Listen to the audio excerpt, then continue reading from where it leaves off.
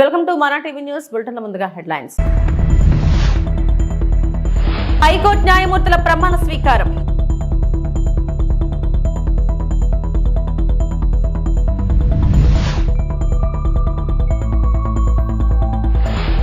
సాక్షాత్తు పోలీసుల ప్రోద్బలంతో రిగ్గింగ్ చేశారు వైఎస్ జగన్.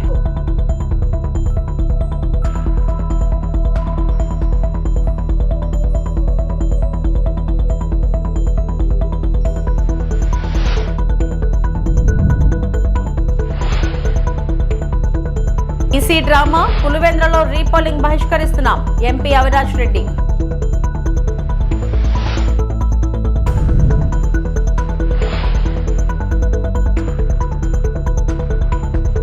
హైకోర్టు న్యాయమూర్తులుగా బుధవారం 4 న్యాయమూర్తులు ప్రమాణ స్వీకారం చేశారు. Justice Nunepalli Harinath, justice Mandava Kiranmayi, justice Jagadam Sumathi, justice Nyapathi విజయలు ప్రమాణ స్వీకారం చేశారు. వీరందరితో high court CJ justice Dheeraj Singh Thakur ప్రమాణం చేయించారు. ఈ సందర్భంగా సీజే 4 న్యాయమూర్తులకు అభినందనలు తెలిపారు. Honourable Shri justice Harinath Nunepalli, honourable Shrimati justice Kiranmayi Mandava alias Kiranmayi Kanaparthi, honourable Shrimati justice Sumathi Jagadam and honourable Shri justice Nyapathi Vijay, additional judges of the Andhra Pradesh high court to be judges of this high court. In exercise of the power conferred by Clause 1 of Article 217 of the Constitution of India, the President is pleased to appoint Sri Justice Harinath Nunepalli, Srimati Justice Kiranmayi Mandava Elias Kiranmayi Kanapatti, Srimati Justice Sumati Jagadam and Sri Justice Nyapati Vijay, additional judges of the High Court of Andhra Pradesh, to be judges of that High Court with effect from the date they assume charge of their respective offices. Unquote. His Excellency the Governor of Andhra Pradesh, as per GORT number 289 Law LA and J SCF Department dated 12/8/2025, delegated the powers to Honorable Sri Justice Dheeraj Singh Thakur, the Chief Justice of the High Court of Andhra Pradesh, to administer the oath to Honorable Sri Justice Harinath Nunepalli, Honorable Srimati Justice Kiranmayi Mandava Elias Kiranmayi Kanpatti, Honorable Srimati Justice Sumati Jagadam and Honorable Sri Justice Nyapati Vijay, additional judges. YSR జిల్లాలోని Pulivendula Vontimitta ZPTC స్థానాలకు మంగళవారం ఉప ఎన్నికలు జరిగిన సంగతి తెలిసిందే. నిన్న జరిగిన జెడ్పీటీసీ ఉప ఎన్నికల్లో అవకతవకలు జరిగాయని ఎన్నికల సంఘానికి కడప ఎంపీ వైఎస్ అవినాష్ రెడ్డి ఫిర్యాదు చేసిన విషయం తెలిసిందే. ఈ వ్యవహారంపై ఏపీ మాజీ సీఎం వైఎస్ జగన్ సంచలన వ్యాఖ్యలు చేశారు. జగన్ మాట్లాడుతూ రాష్ట్రంలో ప్రజాస్వామ్యం కనపడటం లేదు, ప్రజాస్వామ్యం లేని పరిస్థితుల్లో ఉంది అనటానికి నిన్న జరిగిన ఎన్నికలే ఉదాహరణ అన్నారు. రాష్ట్ర చరిత్రలో ఎప్పుడూ లేని విధంగా పార్టీకి సంబంధించిన ఏజెంట్లు లేకుండా ఎన్నికలు జరిపారు. 15 బూతుల్లో కూడా వైసీపీ ఏజెంట్లు లేరు. బూత్ దగ్గరకు కూడా వెళ్లలేని పరిస్థితి. సాక్షాత్తు పోలీసుల ప్రోద్బలంతో రిగ్గింగ్ చేశారు. మన రాష్ట్రంలో తప్ప దేశంలో ఎక్కడా ఇలా ఉండదు. ఏజెంట్లు లేకపోతే దొంగ ఓట్లు ఎవరు గుర్తిస్తారు? వచ్చిన వారిని గుర్తించడం, తనిఖీ చేయటం, సంబంధిత అధికారులకు ఫిర్యాదులు చేయటం పోలింగ్ ఏజెంట్ బాధ్యత. బాధ్యతలు ఉంటాయి కాబట్టి ఏజెంట్లకు బూతులలో కూర్చునే హక్కు ఉంటుంది. పోలింగ్ ఏజెంట్ బూత్లోకి వెళ్ళగానే ఫారం 12 తీసుకుని వెళ్లి ప్రొసైడింగ్ అధికారికి ఇస్తారు. మా ఏజెంట్ల దగ్గర నుంచి పోలీసులు టీడీపీ వాళ్ళు లాక్కొని చింపివేశారని జగన్ అన్నారు. అసలు మొట్టమొదటిసారిగా బహుశా రాష్ట్ర చరిత్రలో ఎప్పుడు జరిగి ఉండదేమో, బూతుల్లో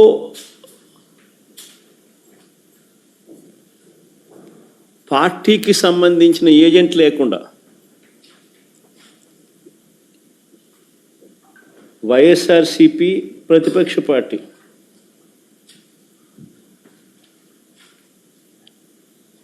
పులివెందుల రూరల్లో జరిగిన జెడ్పీటీసీ స్థానానికి జరిగిన ఎన్నికల్లో 15 బూతుల్లో ఉన్న 15 బూతులకు ఎన్నిక జరిగి రూరల్ మండలంలో 10,600 ఓట్లకు సంబంధించిన ఎన్నిక. ఆశ్చర్యం ఏమిటంటే బూతుల్లో వైఎస్ఆర్సీపీ ఏజెంట్ లేడు.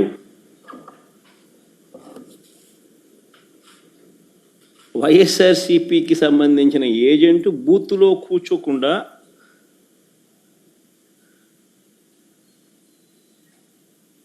బూత్ దగ్గరికే మనిషి పోలేని పరిస్థితిలో బూత్లో ఏజెంటే లేకుండా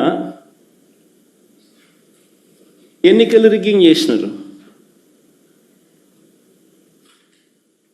సాక్షాత్తు పోలీసుల సమక్షంలో పోలీసుల ప్రోద్బలంతో బూతులోకి వెళ్ళే ఏజెంట్ల ఫాములను వీళ్ళే తీసేసుకొని చింపేసుకొని బూతులోకి ఏజెంటే పోని పరిస్థితిలో ఎన్నికలు నిర్వహించామని చెప్పుకుంటా ఉన్న ప్రజాస్వామ్యం మన రాష్ట్రంలో, బహుశా మన దేశంలో ఎక్కడ ఉండదేమో, ఒక్క మన రాష్ట్రంలో తప్ప. హైదరాబాద్ లోని Basavatarakam Indo American cancer hospital research institute రాజధాని అమరావతిలో అత్యాధునిక క్యాన్సర్ కేర్ క్యాంపస్ ఏర్పాటు చేయనుంది. ఇందుకు సంబంధించిన భూమి పూజను తొళ్లూరు సమీపంలో బుధవారం ఉదయం సంస్థ చైర్మన్, హిందూపురం ఎమ్మెల్యే నందమూరి బాలకృష్ణ నిర్వహించారు. అనంతరం బాలకృష్ణ మాట్లాడుతూ అమరావతిలో బసవతారకం క్యాన్సర్ ఆసుపత్రికి 2019లో శంకుస్థాపన జరిగిందన్నారు. తర్వాత కొన్ని అంధకార పరిస్థితులు ఏర్పడ్డాయని చెప్పారు. అప్పటి వైకాపా ప్రభుత్వం నిర్లక్ష్యంగా వ్యవహరించిందని పేర్కొన్నారు. దీంతో ఆసుపత్రి నిర్మాణ పనులు చేపట్టలేకపోయినట్లు వివరించారు. కూటమి ప్రభుత్వం వచ్చాక సీఎం చంద్రబాబు నేతృత్వంలో పనులు చేపట్టామన్నారు. ఇవాళ పండగ వాతావరణంలో పనులు ప్రారంభించినట్టు వివరించారు. ప్రకృతి కూడా రాత్రి కురిసింది ఏమంటామంటే blessings of showers of blessings అంటే కురిపించేది తన ఆశీస్సులు భగవంతుడు ప్రకృతి రూపంలో, వర్షం రూపంలో అలా కురిపించాడు భగవంతుడు. నేను ఇప్పుడు అదే నమ్ముతాను. నేను మన షూటింగ్ కూడా వెళ్ళాను. ఖండాకి అనేది Rampachodavaram Addateegala Motigudem lower serial project వెళ్తే వర్షం పడతాను, భయంకరమైన వర్షం. అది జరుగుతుందా జరగదా, ఇంత దూరం వచ్చావు, చాలా మంది ఆర్టిస్టులు అందరూ కరెక్ట్గా మంచి ముహూర్తంలో బయలుదేరు అనుకున్నట్టే అయిపోయింది షూటింగ్ అక్కడ. సో నేను చెప్పేది ఏంటంటే ఒక మంచి కార్యక్రమానికి ఎప్పుడు తథాస్తు దేవతలు ఇలాగే దీవిస్తూ ఉంటారు. సో ఈ కార్యక్రమాన్ని అప్పుడు మనం ఫిబ్రవరి 14, 2019లో చేయడం జరిగింది. ఆ తర్వాత సరే ఒక అంధకారమైన కొంతకాలంలో మనం గడపాల్సి వచ్చింది. ఇక్కడ బేసిక్ అంటే మౌలిక సదుపాయాలు, కనీస మౌలిక సదుపాయాలు కూడా ఏమీ పట్టించుకోకుండా ప్రభుత్వం, ఆ తర్వాత ప్రభుత్వం నిర్లక్ష్యం చేయడం రాష్ట్రాన్ని. అలా ఇంత మంచి ఒక బ్రహ్మాండమైన హాస్పిటల్ ముందుకు వస్తే అసలు ఆరోగ్యం దేని గురించి కూడా ప్రజల గురించి పట్టించుకోకపోవడం వల్ల ఇలా ఆసుపత్రిని తాత్కాలికంగా ఆపాల్సి వచ్చింది. పులివెందులలో ఈ రోజు జరుగుతున్న రీపోలింగ్ ను వైఎస్ఆర్సీపీ బహిష్కరిస్తున్నట్టు ఎంపీ అవినాష్ రెడ్డి ప్రకటించారు. చంద్రబాబు ప్రభుత్వం ఆపరేషన్ రింగింగ్ ను చాలా గొప్పగా చేశారని మండిపడ్డారు. పులివెందులలో ఒక కొత్త సంస్కృతికి చంద్రబాబు తెరలేపారు. ఇదే పరిస్థితి భవిష్యత్తులో చాలా చోట్ల చేయవచ్చునన్నారు. ప్రజాస్వామ్యాన్ని కాపాడాల్సిన బాధ్యత ఎన్నిక కమిషన్ పై ఉంది అంటూ ఘాటు విమర్శలు చేశారు. కడప ఎంపీ వైఎస్ అవినాష్ రెడ్డి తాజాగా మీడియాతో మాట్లాడుతూ నిన్న జరిగిన పులివెందుల జెడ్పీటీసీ ఎన్నికలు ఎలా జరిగాయో రాష్ట్రం మొత్తం చూశారు. ఇతర నియోజకవర్గాల నుంచి వందలాది మంది టీడీపీ వారు ఎలా బూతులు ఆక్రమించారో అందరికీ తెలుసు. ఈ రోజు తెల్లవారుజామున 2 గంటలకు కేవలం 2 బూతుల్లో మాత్రమే రీపోలింగ్ ప్రకటించారు. మేము స్పష్టంగా 15 బూతులలో రీపోలింగ్ జరగాలని, కేంద్ర బలగాలతో ఎన్నిక జరపాలని మేము కోరాం. కేవలం తప్పించుకునేందుకు రాత్రికి రాత్రి కేవలం 2 బూత్లలో రీపోలింగ్ అంటున్నారు. అసలు ఏజెంట్లను కూడా బూతుల్లోకి రానివ్వలేదు. అన్ని ఆధారాలు బయటకు వచ్చాయని అన్నారు. ఎర్లీ అవర్స్ లో ఉదయం 2 గంటల పైచిలుకు సమయంలో రీపోలింగ్ పేరుతో ఒక ప్రొసీడింగ్ ఇష్యూ అయింది. ఆ రీపోలింగ్ కేవలం 2 బూతుల్లో మాత్రమే, అచ్చివిల్లి అండ్ కొత్తపల్లి, ఈ 2 బూతుల్లో మాత్రమే రీపోలింగ్ అని చెప్పి మేము ఎన్నికల కమిషన్ను చాలా స్పష్టంగా అడిగాం. 15 బూతుల్లో రీపోలింగ్ జరపాల్సిందే, కేంద్ర బలగాలతో మీరు మళ్ళీ రీపోలింగ్, ఈ బైపోల్ కండక్ట్ చేయాల్సిందే అని చెప్పి ఎన్నికల కమిషన్ అడిగినాం. అండ్ కోర్టును కూడా ఆశ్రయిస్తూ ఉన్నాం. కేవలం కంటి తుడుపు చర్యగా దొంగోట్లు పడినాయి ఆ 2 చోట్ల అని చెప్పి రీపోల్ కండక్ట్ చేయడం అనేది ఎన్నికల కమిషను కోర్టుకు చెప్పడానికి ఒక కారణంగా చూపించడానికే పెట్టినట్టు మాకు అనిపిస్తూ ఉంది. దీంట్లో ఎటువంటి శాంటిటీ లేదు. ఎందుకంటే ఇట్ ఈస్ క్రిస్టల్ క్లియర్. 15కు 15 బూతుల్లో 15 బూతుల్లో మొత్తం పడినవన్నీ కూడా దొంగ ఓట్లే. మా ఏజెంట్నే లోపలికి రానిలేదు. మందలు తెలుగుదేశం పార్టీ కార్యకర్తలు, అంత జిల్లా వ్యాప్తంగా ఉన్న కార్యకర్తలందరూ పులివెందుల మండలం మీద పన్నారు. చిన్న మండలం 15 బూతుల మీద పన్నారు. సో అన్ని బూతుల్లో ఈ మాదిరి దొంగోట్లు పడినప్పుడు నిన్న నలుపురెడ్డిపల్లె ఎన్ని ఆధారాలతో సహా, ఎర్రిపల్లె ఎన్ని ఆధారాలతో సహా బయటకు వచ్చినాయి. ఎర్రిపల్లెలో ఈ కమలాపురంలో లేచింది, నలుపురెడ్డిపల్లెలో జమ్మలమడుగులో లేచింది, ఆధారాలతో సహా బయటకు వచ్చినాయి. ఇంత క్రిస్టల్ క్లియర్గా ప్రూఫ్స్ ఉండగా మీరు కంటి తుడుపు చర్యగా కేవలం 2 బూతులతో పెడతా ఉన్నారంటే అసలు ఈ డ్రామా ఎందుకు మీరు చేస్తూ ఉన్నారనే ప్రశ్నలు కూడా తలెత్తుతూ ఉన్నాయి. బహుశా ఈ 2 బూతుల్లో దొంగోట్లు వేసేటప్పుడు ఆడవాళ్ళ పేరుతో కూడా మగవాళ్ళే దొంగోట్లు వేసేసి ఉంటారు. దాన్ని కవరప్ చేసుకోవడం కోసం ఈరోజు ఈ రీపోలింగ్ అనే డ్రామా ఏమన్నా తీసుకొచ్చారా? లేకుంటే వైఎస్ఆర్సీపీ కోర్టును ఆశ్రయిస్తామని చెప్పింది, కోర్టును ఆశ్రయిస్తే మనం చెప్పుకోవడానికి ఏదో ఒక కారణం ఉండాలి కదా అని చెప్పి ఈ రీపోలింగ్ డ్రామాకు తెరదీశారా? నిస్వార్థ పోరాటానికి నిలువెత్తు నిదర్శనం అల్లూరి సీతారామరాజు అని జనసేన పార్టీ ఉమ్మడి విశాఖ జిల్లా అధ్యక్షుడు, పెందుర్తి శాసనసభ్యుడు పంచకల్ల రమేష్ బాబు, మాజీ మంత్రి పసుపులెడ్డి బాలరాజులు అన్నారు. స్థానిక ప్రభుత్వ డిగ్రీ కళాశాల మైదానంలో స్వాతంత్ర సమరయోధుడు, అణగారిన వర్గాల ఆశాజ్యోతి, మన్యం విప్లవ వీరుడు అల్లూరి సీతారామరాజు విగ్రహ ప్రతిష్ఠ కార్యక్రమాన్ని కళాశాల ప్రిన్సిపాల్ డాక్టర్ ఎం విజయభారతి ఆధ్వర్యంలో మంగళవారం ఘనంగా నిర్వహించారు. ఈ కార్యక్రమానికి ముఖ్య అతిథులుగా విచ్చేసిన పంచకల రమేష్ బాబు ముందుగా స్థానిక గ్రామ దేవత ముత్యాలమ్మ అమ్మవారిని దర్శించుకున్నారు. అక్కడ నుండి డిగ్రీ కళాశాల విద్యార్థులతో కలిసి ర్యాలీగా కళాశాలకు చేరుకున్నారు. వారు కళాశాల వద్ద ఏర్పాటు చేసిన మన్యం వీరుడు అల్లూరి సీతారామరాజు నిలువెత్తు విగ్రహాన్ని ఆవిష్కరించారు. ఈ సందర్భంగా ఏర్పాటు చేసిన సమావేశంలో వారు మాట్లాడారు. రోడ్డుకు అడ్డంగా కానీ రోడ్డు మధ్యలో కానీ ప్రతి ఊర్లో కూడా చాలా కొన్ని వేల విగ్రహాలు ఎవరెవరియో పెట్టేస్తా ఉన్నారు. వివాదాలు జోలికి పోదలుచుకోలేదు, కానీ ఇలాంటి మహానుభావుడు విగ్రహాలు ఏ ప్రాంతంలో అయితే ఆయన పోరాటాలు చేశాడు, ఏ ప్రాంత ప్రజల కోసం అయితే జీవితాన్ని త్యాగం చేశారు, ఆయనకి మంచి కుటుంబం ఉంది, ఆయనకి కూడా బాగా బతికే ఆలోచన స్వార్థం ఉండుంటే అణగారిన వర్గాల ప్రజల కోసం కానీ ఈ ప్రాంతంలో ఆ బ్రిటిష్ వాళ్ళ అరాచకాలు అణచటంలో పోరాటం చేయాలని చెప్పి ఏ స్వార్థంతో వీళ్ళందరూ పోరాటాలు చేశారో మనకు తెలుసు. నిస్వార్థంగా ఏది ఆశించకుండా వీళ్ళందరూ పోరాటాలు చేసిన వాళ్ళు పదవులు ఆశించాల, కేవలం బానిస సంఖ్యల నుంచి మనం విముక్తం చేయాలన్న సింగిల్ పాయింట్ ఎజెండాతో ఫైట్ చేసిన నాయకులు వీళ్ళంతా కూడా. మరి అలాంటి నాయకుల్ని స్ఫూర్తిగా తీసుకుంటే చక్కగా 4 మాటలు చెప్తే పిల్లల్లో ఈ ఏజ్ అనేది పిల్లలకి ఎలాంటిదంటే మనం వదిలిన బాణంలాగా దూసుకుపోయే వయసు, మనం ఎలా మలిస్తే అలా మలిచే వయసు ఇది. ఆ పిల్లలకి దేశభక్తి మీద కానీ అలాంటి నాయకుల గొప్పతనం మీద కానీ ప్రతిరోజు కూడా ఎంతో కొంత మీరు వాళ్ళకు స్ఫూర్తిదాయకమైన పద్ధతిలో లెసన్ ఇవ్వాలని చెప్పి మనస్ఫూర్తిగా కోరుకుంటూ, అప్పుడే ఈ విగ్రహం ఇక్కడ పెట్టిన దానికి మనందరికీ కూడా ఒక దానికి న్యాయం చేసిన వ్యక్తులు అవుతాం. మరి ఇలాంటి మంచి కార్యక్రమాలు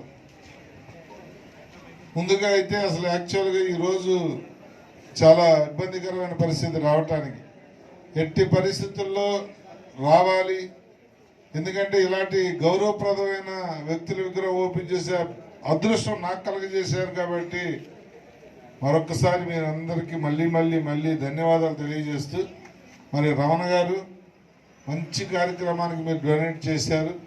ఏపీలో ఫ్రీ బస్ పథకం ప్రారంభానికి ముందే తిరగబడ్డ ఆటో డ్రైవర్లు ఆటోల్లో పెట్రోల్ లేదా డీజిల్ కొట్టించి నెలకు 26,000 ఇస్తే తాము రోజుకు 8 గంటలు ఆటో నడిపి మహిళలను ఫ్రీగా దించుతామని ఆటో డ్రైవర్ల డిమాండ్. ఫ్రీ బస్సు పథకం వల్ల తాము రోడ్డున పడతామని కాకినాడ పట్టణంలో నిరసన ర్యాలీ చేపట్టిన ఆటో డ్రైవర్లు. ఉచిత బస్సు ప్రయాణం పథకం ప్రవేశపెట్టింది. ఈ పథకం వల్ల ఆటో కార్మికుల జీవన భద్రత ఇబ్బందుల్లో పడుతుంది. కాబట్టి ఆటో డ్రైవర్స్ జీవన భద్రత కోసం ఈరోజు కాకినాడ జిల్లా కలెక్టర్ వారికి వినతిపత్రం ఇవ్వడానికి సిద్ధమయ్యాం. ప్రతి ఆటోకి పెట్రోల్ కానీ డీజిల్ కానీ వేయించి నెలకు 26,000 రూపాయలు ఇస్తే ఆటో ఫైనాన్స్ కట్టుకుంటూ రిపేర్ చేయించుకుంటూ ఆర్టీసీ వారు ఎలాగైతే మహిళల్ని ఉచితంగా గమ్యస్థానాలకు చేరుస్తున్నారో ఆటో డ్రైవర్స్ కూడా రోజుకి 8 గంటలు ప్రభుత్వ నిబంధనల ప్రకారం ఉచిత ప్రయాణం చేయిస్తామని, ఈ పథకంలో భాగస్వాములు చేయాలని ప్రభుత్వాన్ని కోరుతూ ఈ ర్యాలీ జరుగుతోంది. ఈరోజు ఉపాధి సమస్యతో అనేక మంది పెద్ద చదువులు చదువుకొని కూడా ఆటో నడపడానికి జీవనం సాగిస్తూ ముందుకు వస్తున్నారు. కేంద్ర రాష్ట్ర ప్రభుత్వానికి పెట్రోలు డీజిల్ ద్వారా గంటకి ట్యాక్స్ కడుతున్న అతి ముఖ్యమైన కార్మికుడు ఆటో డ్రైవర్. కానీ ఆయనకి ఏదైనా ప్రమాదం జరిగితే కుటుంబాన్ని దిక్కు దివాణా లేకుండా పోయిన పరిస్థితులు ఉన్నాయి. కాబట్టి పెట్రోలు డీజిల్ మీద సెస్ని ప్రభుత్వ ఖజానా నుంచి అవసరం లేదు. పెట్రోలు డీజిల్ మీద వేస్తున్న సెస్తో ఆటో డ్రైవర్లకు ఒక సంక్షేమ బోర్డు ఏర్పాటు చేయాలని విజ్ఞప్తి చేస్తున్నాం. సిద్దిపేట రూరల్ మండలం రాఘవపురం గ్రామం వద్ద ఎరువుల కోసం క్యూలో బారులు తీరిన రైతులను చూసి ఆగిన మాజీ మంత్రి ఎమ్మెల్యే హరీష్ రావు. కేంద్ర రాష్ట్ర ప్రభుత్వాలపై హరీష్ రావు ఫైర్. ఉదయం 5 గంటల నుండి ఇక్కడే ఉంటున్నాం. ఒక ఆధార్ కార్డుకి ఒకటే బస్తా ఇస్తామంటున్నారు. ఆధార్ కార్డు ఓటీపీ అంటూ కాలయాపన చేస్తూ ఇబ్బందులకు గురి చేస్తున్నట్టు హరీష్ రావుతో తమ ఆవేదనను వ్యక్తం చేశారు రైతులు. కేసీఆర్ ఉన్నప్పుడు ఈ గోసలేదని, మీరు నీళ్లు ఇచ్చిండ్రు, ఈ ప్రభుత్వం యూరియా ఇస్తలేదు, మేము పంట ఎప్పుడు వేసుకోవాలి, ఎప్పుడు పంట పండాలి అంటూ ఆందోళనలో రైతులున్నారు.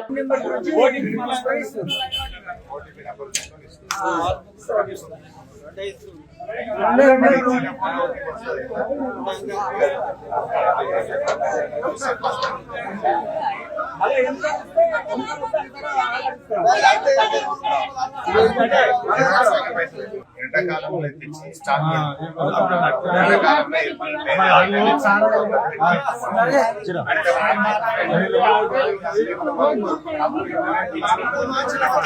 స్టాక్ లేక అది ఆడికెళ్ళి వచ్చే వరకు అందుతలేదు.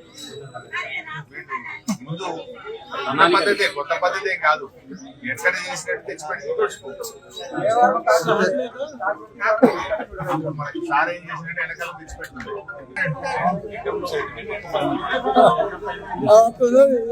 ఇప్పటికీ 4 రోజులు అయ్యాలి కాబట్టి 4 రోజులకి ఒక్క సంచి ఇచ్చిన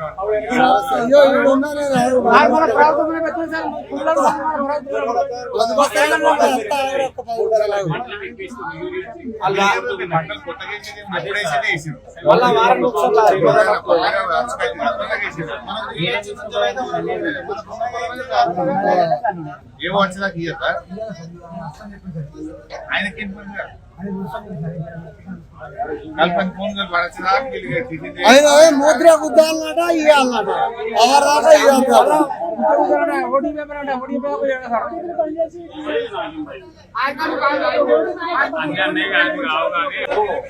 పాపం 6 గంటలకు వచ్చిన రైతులు నువ్వు వచ్చేదాకా స్టార్ట్ చేసేదంటే నువ్వు వచ్చేది ఎప్పుడు, వీళ్ళకి ఇచ్చేది ఎప్పుడు? తొందరగా ఇప్పుడు 4 రోజుల నుంచి లైన్ కట్టింది. 4 రోజులకు వచ్చింది ఒక లారీ, దానికి నువ్వు రావాలి, ఒక్క సంచి ఇయ్యాలి, వాళ్ళు బతకన్నావే.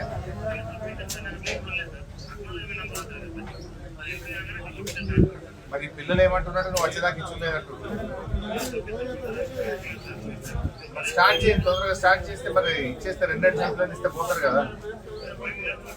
6 గంటలకు వచ్చి 5 గంటలకు వచ్చి లైన్లో నిలబడ్డారు. వాళ్ళ పరిస్థితి ఏంటి? వాళ్ళు టిఫిన్ చేయొద్దు, ఛాయ్ తాగద్దు, మరి బాత్రూమ్ పోవద్దు, ఈయనే కూర్చోవాలా?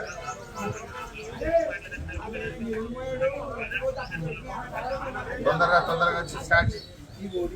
4 లారీలు ఎక్కువ తెప్పి అదే ఏం సతాయించుడు, ఏంది జనాలు సాగుకుంటారు. ఒక సంచి ఇస్తా, 2 సంచులు ఇస్తా, ఏందే ఇది ఎన్నిసార్లు తింటానే వాళ్ళు.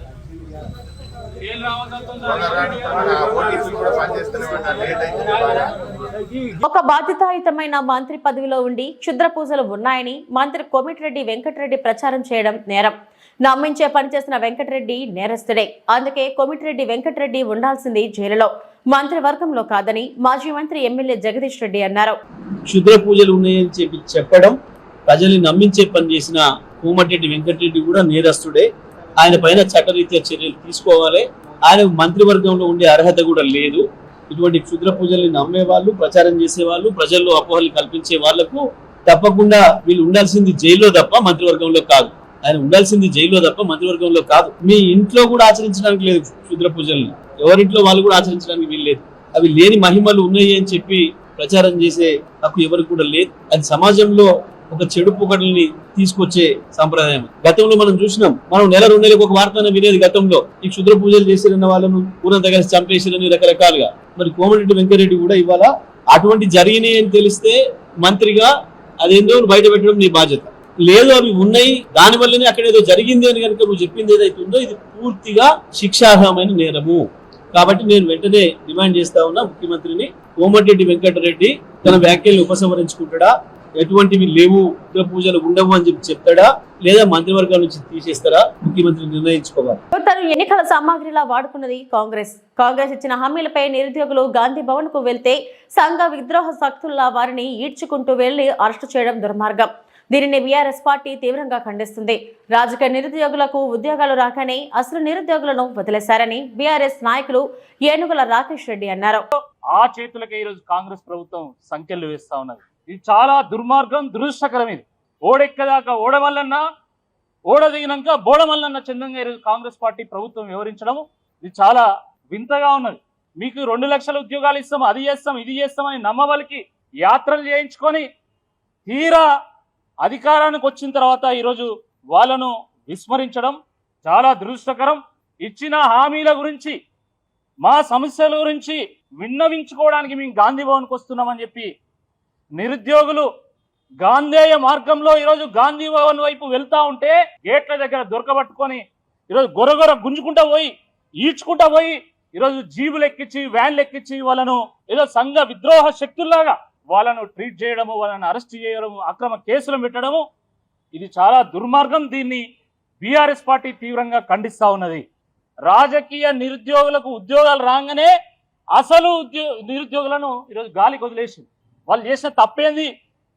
మీ పార్టీకి ప్రచారం చేయడమే తప్ప, మీ కరపత్రాలను పంచడమే తప్ప, మీ యాత్రలకు ప్లానింగ్ చేయడమే తప్ప ఏం తప్పు చేసిందని చెప్పి ఈరోజు వాళ్ళని అరెస్ట్ చేసిందో కాంగ్రెస్ పార్టీ ప్రభుత్వం చెప్పాల్సిందిగా ఈ సందర్భంగా మేము డిమాండ్ చేస్తా ఉన్నాం. యూరియా సరఫరా చేయలేక చేతులెత్తేసిన రైతు ద్రోహి రేవంత్ సర్కార్. కాంగ్రెస్ ప్రభుత్వం అసమర్థత నిర్లక్ష్యంతో సిద్దిపేట జిల్లా గజ్వేల్ ప్రాథమిక సహకార సంఘం వద్ద యూరియా కోసం ఉదయం నుండే బారులు తీరిన రైతులు పడిగాపులో.